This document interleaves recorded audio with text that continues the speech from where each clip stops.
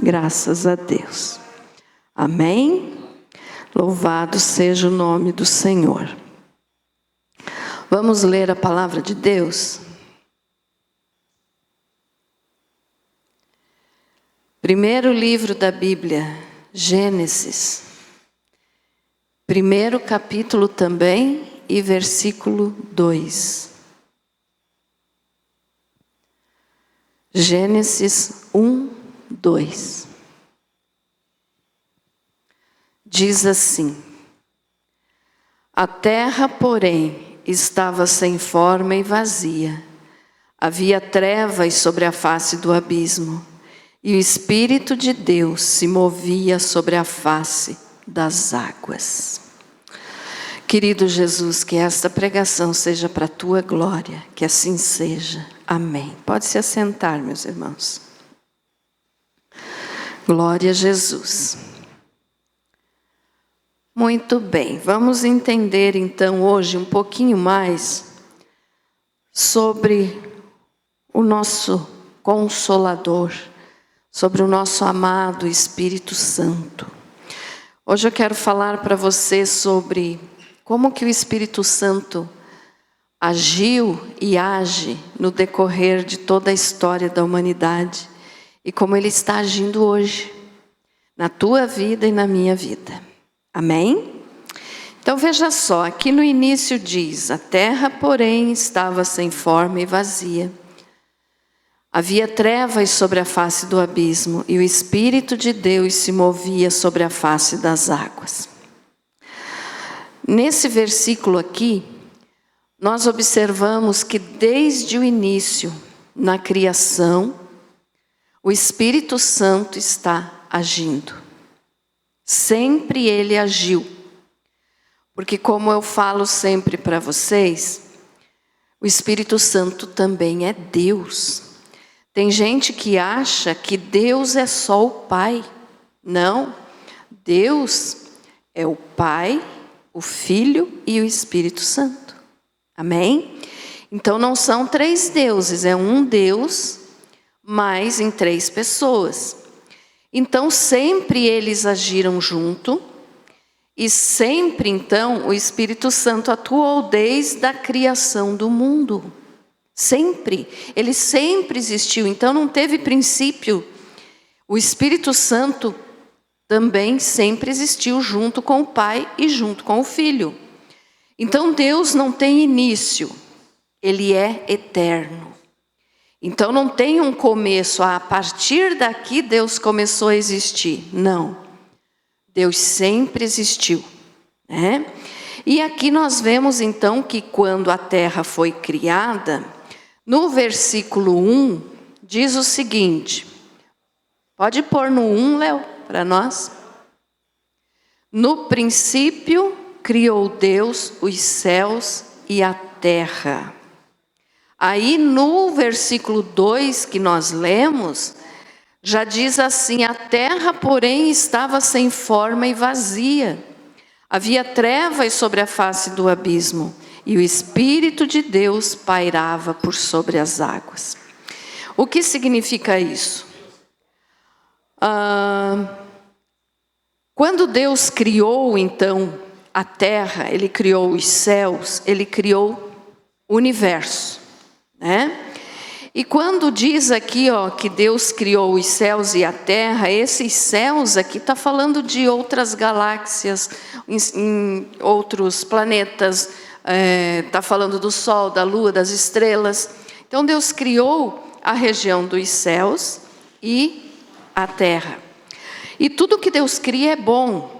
Então como que no versículo 2 diz que a terra estava sem forma e vazia, se tudo que Deus cria é perfeito? Então entre o versículo 1 e o versículo 2, já falei aqui outras vezes, existe a chamada teoria do hiato, ou a teoria do gap. O que é isso? É um intervalo que houve entre o versículo 1 e o versículo 2, que no princípio então estava tudo organizado, a terra criada, tudo certinho, mas no 2 a terra já estava em caos. Então entre esses dois versículos aconteceu uma coisa muito séria, que essa teoria, então, do gap, né, ou do intervalo, ou do hiato, como queira chamar, nos fala que aqui aconteceu a queda de Lúcifer. E quando, então, esse que era um querubim ungido caiu, ele deixou de ser um querubim e se tornou o diabo, se tornou Satanás. E foi expulso do céu. Céu, terceiro céu, morada do Senhor. Então, quando ele caiu na terra, então, tudo foi destruído. Por isso que diz que no versículo 2, então, a terra estava sem forma e vazia. Mas eu não vou pregar sobre esse assunto, é só para dar a introdução para você entender. Então, assim, depois que a terra ficou sem forma e vazia, diz que o Espírito de Deus, ou seja, o Espírito Santo, pairava por sobre as águas. O que significa isso? Então a terra ficou um caos, né? Ficou sem forma, ficou vazia, porque tudo que tinha morreu com a queda do querubim, que era chamado de Lúcifer, né? Na realidade, Lúcifer nunca foi o nome dele. Esse era um título que ele tinha no céu, porque ele era portador da luz. Então, quando ele caiu e ele se tornou Satanás, então ele perdeu esse nome. Hoje o nome dele não é Lúcifer, hoje o nome dele é Satanás, diabo, adversário, todas essas coisas ruins aí. Mas, então, quando ele caiu, destruiu tudo. Só que o Espírito Santo, o Espírito de Deus, ficou pairando por sobre as águas. O que é isso? Ficou cuidando. O exemplo que a gente usa aqui, para nós entendermos bem, imagine uma galinha, quando está chocando seus ovos para nascer os pintinhos, ela fica sobre os ovos, né? Ela fica ali cuidando dos ovos, para que ninguém mexa, para que ninguém tire os ovos do ninho. Então ela fica protegendo ali os ovos que mais tarde vão ser os seus filhinhos, os pintinhos, né? Foi isso aqui que nós podemos usar como exemplo, então, para explicar o que o Espírito Santo fez. Então, o Espírito Santo, desde o início, já estava agindo. Então, ele estava cuidando da terra para que Deus pudesse recriá-la. Tá, irmãos? O globo terrestre não foi destruído, é o que tinha dentro. Então, o Espírito Santo estava cuidando para que Deus pudesse recriar a terra, que essa é a terra que nós vivemos hoje, a terra recriada. Tá? Nós não vivemos na terra original, nós vivemos na terra recriada. Então, assim, o Espírito Santo estava pairando por sobre as águas. Para quê? Para proteger a terra. Por que proteger a terra? Olha só, Deus nos fez do pó da terra. Quando Ele fez Adão do pó da terra. Concordam comigo? Amém? Então, o Espírito Santo estava cuidando dessa terra, para que essa terra não fosse contaminada, para que Deus pudesse fazer o ser humano, então, dessa terra, desse pó, para que essa terra não fosse contaminada. Entendido isso, irmãos? Porque daí, senão, se a terra fosse contaminada, o ser humano já, quando Deus criou Adão, então Adão já teria vindo impuro. Mas não, ele veio puro, perfeito. Porque o Espírito Santo estava pairando sobre as águas, e as águas estavam em cima da terra. Então, por isso, nos mostra que desde o início o Espírito Santo já está agindo. E sempre agiu em todo o decorrer da história. Por que eu falo isso? Porque tem pessoas que não têm o costume de glorificar o Espírito Santo, não têm o costume de louvar o Espírito Santo. Acham que apenas o Pai e Jesus é que devem ser glorificados. Não, são os três que formam um Deus. Então, o Pai deve ser glorificado, o Filho deve ser glorificado, que é Jesus, e o Espírito Santo também deve ser glorificado, porque é Deus. Amém? Então, vamos aprender um pouquinho mais hoje de como que o Espírito Santo agiu, então, desde esse dia para cá. Porque o que aconteceu na eternidade passada, nós não sabemos, Deus sempre existiu. Então, as três pessoas da Santíssima Trindade sempre existiram. Mas nós não conhecemos as coisas que aconteceram na eternidade passada. Nós conhecemos a partir daqui que Deus permitiu que a gente soubesse, porque Ele usou servos seus, aqui no caso Gênesis, quem escreveu foi Moisés. Então, Ele usou Moisés para começar a contar a história a partir daqui. Então, nós conhecemos a partir daqui. A eternidade passada, ninguém pode falar quanto tempo, porque é eterno. Então, ninguém tem informação sobre isso. Só que, na eternidade passada, antes de criar o ser humano, Deus criou as hostes celestiais, Deus criou os anjos. Então, isso a gente tem informação.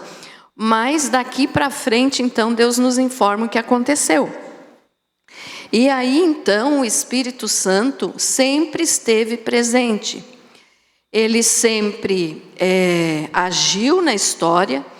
Ele se movia nas vidas das pessoas lá do passado, ele usava as pessoas lá do passado e ele sempre esteve atuando.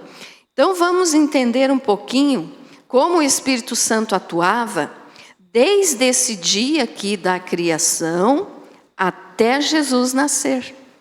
Como que o Espírito Santo agia? Ah, pastor, o que isso vai me edificar? Vai edificar porque você vai conhecer melhor o Espírito Santo, que é o que está conosco nesses dias atuais agora. É o Espírito Santo que está conosco para nos fortalecer. Então, o Pai e o Filho e o Espírito Santo, guardem bem isso, são um só. Mas quem está conosco aqui na terra, depois que Jesus subiu para o céu, depois da sua ressurreição, é o Espírito Santo. Então, o Espírito Santo, ele agia, né? Vamos entender, então, desde a criação até quando Jesus veio a essa terra, né? Quando Jesus nasceu. Então, veja só, o Espírito Santo sempre agiu através dos homens que Deus levantava para liderar o seu povo. Sempre era o Espírito Santo que agia. Então, ele agia principalmente na vida de sacerdotes, juízes, profetas e reis. Nessas pessoas aqui que tinham esses cargos, né, na história de Israel, e não somente na história de Israel, mas principalmente na história de Israel, então ele agia. E nesse período, então, o Espírito Santo, ele agia na vida das pessoas. Isso aqui eu já falei para vocês outras vezes. Ele agia na vida das pessoas esporadicamente, ou seja, ele não morava na pessoa. Quem é que já me ouviu falando isso aqui? Isso. Então, ele não morava no coração das pessoas. Ele vinha sobre a pessoa, ele agia na pessoa, fazia o que tinha que ser feito e saía. Então o Espírito Santo não morava, porque Jesus ainda não tinha vindo, não tinha morrido, nem ressuscitado, nem subido ao céu para poder enviar o Espírito Santo. Então ele só veio morar no nosso coração quando Jesus subiu depois da ressurreição e enviou o Espírito Santo para ficar conosco. Então assim, ele agia, né, então, na vida de sacerdotes, juízes, profetas e reis.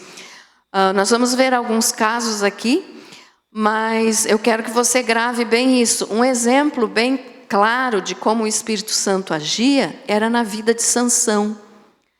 Quando Sansão era cheio do Espírito Santo, ele matava milhares de homens, né, dos filisteus, dos inimigos de Israel. Não tinha ninguém que vencesse ele na sua força, porque não era ele, era o Espírito Santo nele. Amém, irmãos? Então o Espírito Santo usava o Sansão. É claro que Sansão era um homem forte, ele foi escolhido desde o início para isso. Mas o Espírito Santo agia, fazia o que tinha que ser feito e depois saía.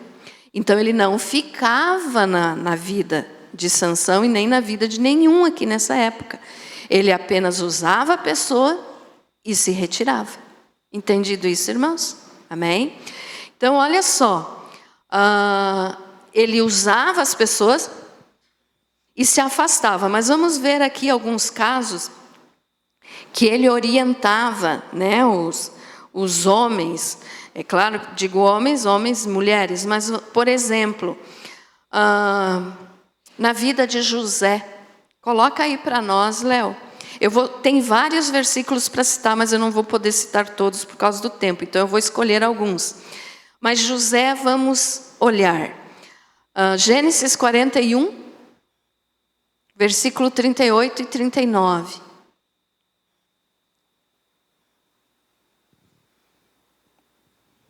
Isso. Perguntou, pois, Faraó a seus servos: poderíamos achar um homem como este, em que haja o Espírito de Deus? Depois disse Faraó a José: porquanto Deus te fez saber tudo isto, ninguém há tão entendido e sábio como tu. Então aqui o próprio Faraó reconheceu que quem estava agindo na vida de José era o Espírito de Deus. Ele, é lógico que o Faraó não tinha... Ele não adorava o Deus de José, ele não adorava o Deus de Israel, mas ele reconheceu que era o Espírito de Deus que agia na vida de José, para que José tivesse tanta sabedoria a ponto de fazer as coisas que ele estava fazendo lá no Egito. Não vou estar falando a história de José, mas só citando, né? Vou citar outros aqui também. Mas então veja só, quando diz ali Espírito de Deus, é o Espírito Santo. Tá bom, irmãos? Amém? O Espírito Santo também orientou os engenheiros na construção do tabernáculo. Nós sabemos que antes de Salomão construir o templo, Moisés construiu o tabernáculo. Mas a gente diz Moisés, mas Moisés foi orientado por Deus e usou outras pessoas na construção. Então, os engenheiros, podemos dizer assim, né, aquelas pessoas que construíram o tabernáculo, foram usados pelo Espírito Santo. Êxodo 31, 1 e 2.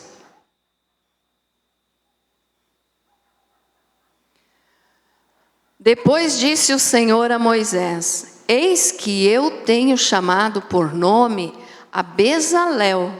Olha só que nome bonito para pôr numa criança, hein? Vocês acham, irmãos? Bezalel? Eu estou dizendo bonito para brincar, mas fica estranho, né? Colocar um nome assim. Mas por causa da cultura judaica era um nome normal para eles. Então Deus disse: eis que eu tenho chamado por nome a Bezalel, filho de Uri, filho de Ur, da tribo de Judá. O 3. E o enchi do Espírito de Deus no tocante à sabedoria, ao entendimento, à ciência e a todo ofício, para inventar obras artísticas e trabalhar em ouro, em prata e em bronze, e em lavramento de pedras para engastar e em entalhadura de madeira, enfim, para trabalhar em todo o ofício. Então Deus falou para Moisés, né, escolher certos homens, e Deus encheu então esse ali que nós lemos agora, e também outros para poder construir o tabernáculo. Então encheu com o quê? Com a sua presença, com o seu Espírito, com o Espírito Santo. Amém? Deus também capacitou Moisés, né, e os seus auxiliares para dirigir toda a congregação de Israel. A história de Moisés é mais conhecida, nem vou estar citando, se você quiser ler depois, é Números 11, do 24 ao 29, mas não precisa pôr esse, Léo. Vamos só citar alguns agora. O Espírito Santo também capacitou a Josué. Quando Josué foi suceder Moisés, que Moisés morreu, então Josué assumiu a liderança do povo de Israel para levá-los até a terra prometida, até Canaã.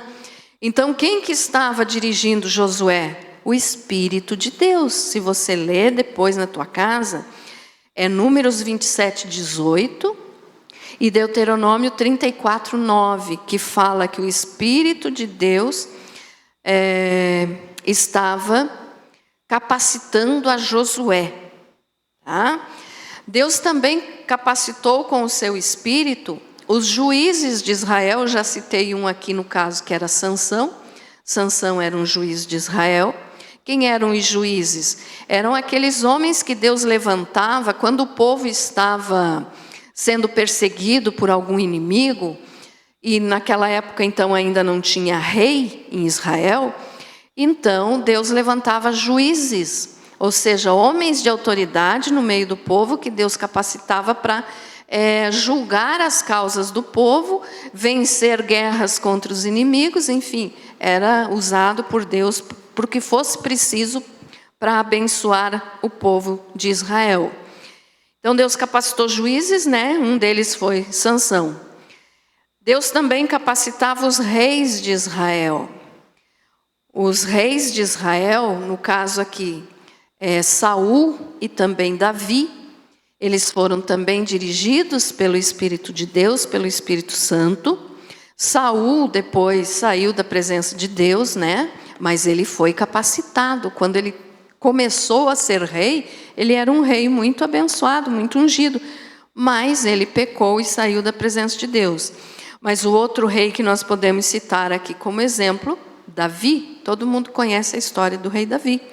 Davi, o homem segundo o coração de Deus, ele era cheio, usado pelo Espírito Santo. Amém? Então também o Espírito Santo usava e capacitava os profetas de Israel. Vamos ler agora algum versículo aqui. 2 Crônicas 15:1. Os versículos ali que eu não citei, dos juízes de Israel, livro de Juízes, capítulo 3, versículo 10. Quando ele capacitava os reis, 1 Samuel 10:6. E agora capacitando os profetas de Israel, então, 2 Crônicas 15:1. Então veio o Espírito de Deus sobre Azarias, filho de Obed, que saiu ao encontro de Asa e lhe disse: ouvi-me, Asa, e todo Judá e Benjamim, o Senhor está convosco, enquanto vós estáis com ele. Se o buscardes, o achareis, mas se o deixardes, ele vos deixará. Então o Espírito Santo capacitava também os profetas. Tem mais versículos aqui, mas vamos ler apenas um. Vamos ler só mais Miqueias 3:8. Se você quiser, depois eu te passo a lista dos versículos para você estudar em casa. Então, essas formas de atuação aqui foi como o Espírito Santo agia desde a criação até a chegada de Jesus nessa terra. Tá? Miqueias 3:8.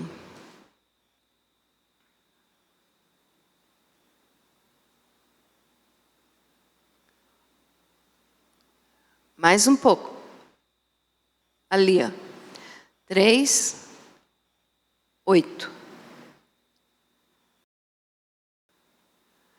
Quanto a mim, estou cheio do poder do Espírito do Senhor, assim como de justiça e de coragem, para declarar a Jacó a sua transgressão e a Israel o seu pecado. Então o Espírito Santo, ele usava também, os profetas. Então ele usou juízes, usou reis, sacerdotes, profetas. E ele usava então dessa maneira aqui, enquanto Jesus não tinha vindo na terra. Certo, irmãos? Então ele usava a pessoa, enchia de sabedoria, enchia de graça, fazia o que era preciso e se afastava. Ele não morava na pessoa. Mas agora vamos entender a atuação do Espírito Santo desde Jesus, ou seja, desde o nascimento de Jesus até o dia de Pentecostes. Como que foi? Então, até Jesus nascer foi dessa forma aqui que nós vimos. Quando Jesus nasceu, aí o Espírito Santo começou a agir um pouquinho diferente. Vamos entender. Então assim, do nascimento de Jesus até o dia de Pentecostes, que foi quando o Espírito Santo desceu sobre as pessoas, encheu a todos e começou a morar daí no coração das pessoas. Então, até o dia de Pentecostes, o Espírito Santo atuou por meio do ministério de Jesus. Então, olha só, Jesus veio à terra, foi cheio do Espírito Santo, porque ele é o próprio Deus. Então, tudo que Jesus fez no seu ministério terreno foi orientado pelo Espírito Santo. Por quê, pastora? Se Jesus é Deus, por que ele precisava ser orientado pelo Espírito Santo? Porque aqui nessa terra ele estava como homem. Então ele tinha deixado a sua divindade na glória para poder vir aqui nos salvar. Então ele estava como nós, um homem.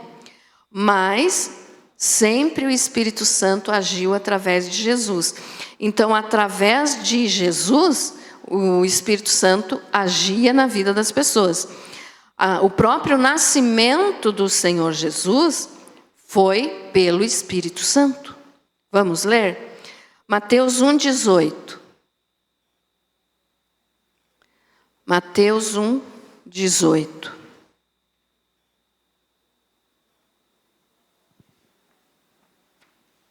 Diz assim: ora, o nascimento de Jesus Cristo foi assim. Estando Maria, sua mãe, desposada com José, antes de se ajuntarem ou de se casarem, ela se achou ter concebido do Espírito Santo. Então, desde o seu nascimento, né, Jesus foi, como nós lemos ali, pode voltar lá isso, foi o Espírito Santo quem gerou Jesus no ventre de Maria. Então, desde o início, Jesus foi usado pelo Espírito Santo. Também no ministério, Jesus foi aprovado pelo Espírito de Deus, o Espírito Santo. Como assim, pastora? Jesus nunca pecou? Justamente por isso o Espírito Santo o aprovou. Mateus 3, 16 e 17.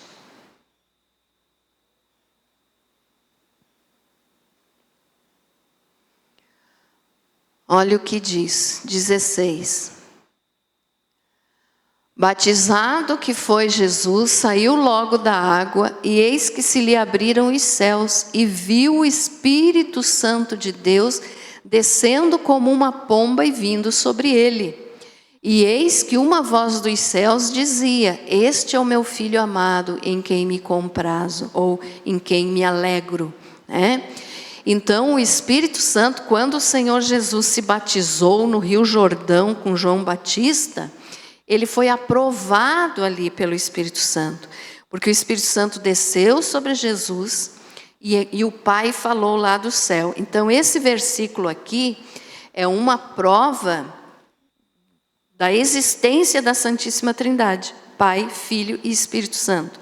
Porque tem gente que diz assim: a Santíssima Trindade não existe porque não fala na Bíblia. Realmente a palavra Santíssima Trindade não fala na Bíblia, mas demonstra que existe o Pai, o Filho e o Espírito Santo. Por isso então é chamado, né, desde o início da escrita da Bíblia, então os teólogos, os entendidos começaram a chamar de Santíssima Trindade.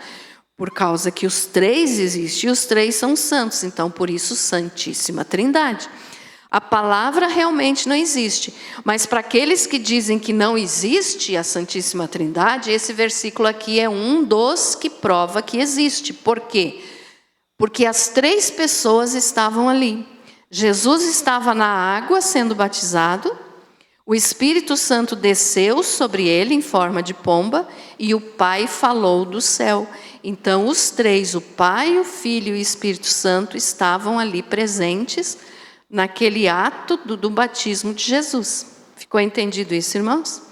Então o Espírito Santo ali, ele aprovou o ministério de Jesus, ele aprovou Jesus, ele foi batizado.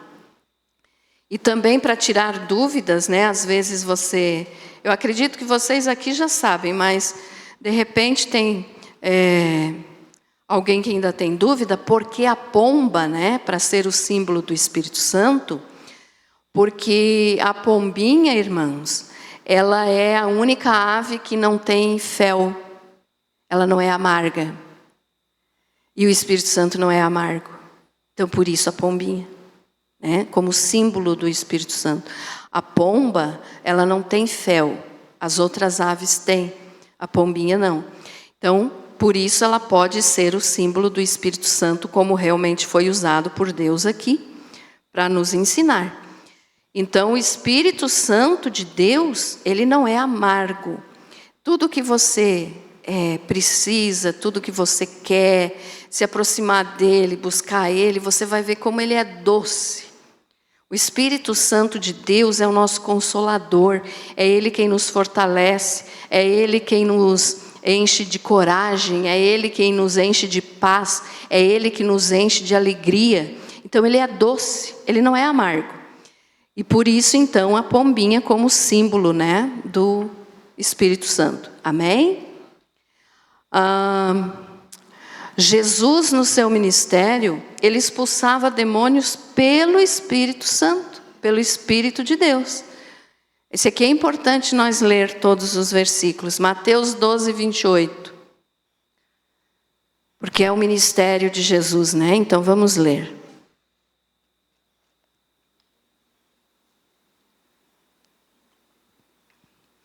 Mas se é pelo Espírito de Deus que eu expulso os demônios, logo é chegado a vós o reino de Deus. O próprio Jesus falando que ele expulsava os demônios usado pelo Espírito Santo, pelo Espírito de Deus. Então o Espírito Santo sempre atuou no ministério terreno de Jesus. Sempre. Outra coisa. Quando Jesus venceu o diabo, então, na tentação do deserto, também foi porque ele estava cheio do Espírito Santo. Se Jesus não tivesse o Espírito Santo, ele não poderia ter vencido a Satanás na tentação. Ele não venceria. Por quê? Porque ele estava aqui como forma humana. E o diabo queria fazer Jesus pecar para que daí o sacrifício na cruz não tivesse valor. Porque daí... se Jesus pecasse, o mesmo pecado que entrou no sangue de Adão, entraria no sangue de Jesus, e aí ele não poderia nos salvar. Então era isso que o diabo queria quando ele tentou Jesus lá, mandando Jesus transformar as pedras em pães, mandando que Jesus o adorasse, mandando que Jesus pulasse do pináculo do templo. Então, por isso, né, porque Jesus estava cheio do Espírito Santo, é que ele venceu a Satanás. E como que ele venceu? Usando a palavra. Que palavra? A palavra de Deus. A Bíblia, a nossa Bíblia. Naquele tempo não era do jeito que nós temos hoje, mas já existia todo o Velho Testamento. O Novo Testamento foi escrito depois da morte e ressurreição de Jesus, mas o Velho Testamento já estava escrito. E Jesus conhecia a palavra, então ele venceu a Satanás através da palavra e da obediência e por estar cheio do Espírito Santo. Amém? Lucas 4:1.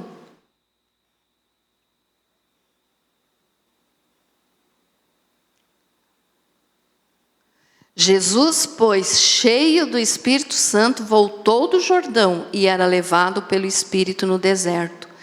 Durante 40 dias, sendo tentado pelo diabo. E naqueles dias não comeu coisa alguma, e terminados, ele teve fome. E aqui daí então vem toda a sequência das tentações que o diabo fez, né? Mas no início, então, no versículo 1 diz, Jesus, pois, cheio do Espírito Santo. Amém? Pastora, por que se Jesus era Deus, por que ele ser cheio do Espírito Santo? Lembre bem disso, porque aqui ele estava na sua forma humana. Ele tinha deixado a sua glória e ele precisava, então, do poder do Espírito Santo na sua vida. E Jesus orava, Jesus jejuava, Jesus fazia o que nós temos que fazer hoje. Amém? Jesus pregava cheio do Espírito Santo. Quando Jesus falava, as pessoas diziam assim, mas que sabedoria é essa? Como que esse homem prega tão bem? Eles não diziam pregar, né? Mas eles diziam como que ele fala tão bem. Ele fala diferente dos escribas, ele fala diferente dos sacerdotes, ele fala diferente. O que tem nele? Era o Espírito Santo. Então, porque quando Jesus falava, que hoje nós chamamos de pregar, então quando Jesus pregava, ele estava cheio do Espírito Santo, por isso as palavras dele atingiam o coração do povo e eram cheios de unção. Olha só, Lucas 4:14.